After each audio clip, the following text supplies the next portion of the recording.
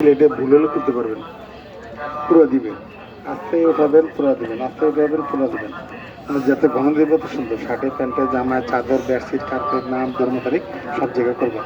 পরে মাথা টানবা, টানবা, সিলেটে বসে গেল, টাইট হলো, মজবুত হইলো, কাটবা, সুন্দর লাগবে। বাইসে যদি খারাপ হয়, ভুল হয়, নষ্ট হয়, ভুল হলে টান দিয়ে করতে পারবেন। কথা বোঝেন নেই? এই সিস্টেম। আর মোবাইলে ভিডিও দেখবেন, ভিডিও দেখলে সুন্দরভাবে বুঝতে পারবেন। ভুল সঠিক সব কিছু শিখে দিচ্ছে ভিডিওর মধ্যে। হ্যাঁ, এটা হলো পাতলা কাপড় করবে, এটা মোটা কাপড় করবে। কাজ নিয়ম একই, এটা চিকন কাজ, এটা মোটা কাজ, পদ্ধতি একই।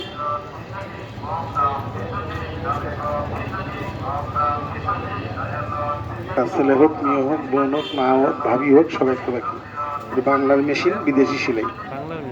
আর দেখেন যারা নতুন আছেন আবার দেখেন, না দেখলে বুঝবেন না কে বেটাকে নিয়ে এসে আমাদের কাম হলো দেখানো। দেখবেন, শিখবেন। এটা আমি দেখে শিখছি, আপনার দেখে শিখবেন।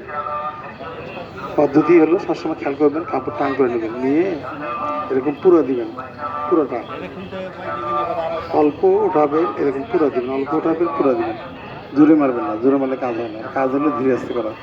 সামান্য উঠাবেন, পুরো দিবেন, সামান্য উঠাবেন, পুরো দিবেন, সামান্য উঠাবেন, পুরো দিবেন।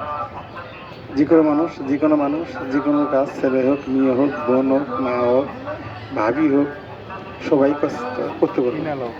একটা পর একটা দাগে দেখে সিলে গেলে সুন্দর করবে। জোরে করবেন না, জোরে করলে কাজ হয় না। খুব ধীরে ধীরে করবেন, কাজটা সুন্দর লাগবে।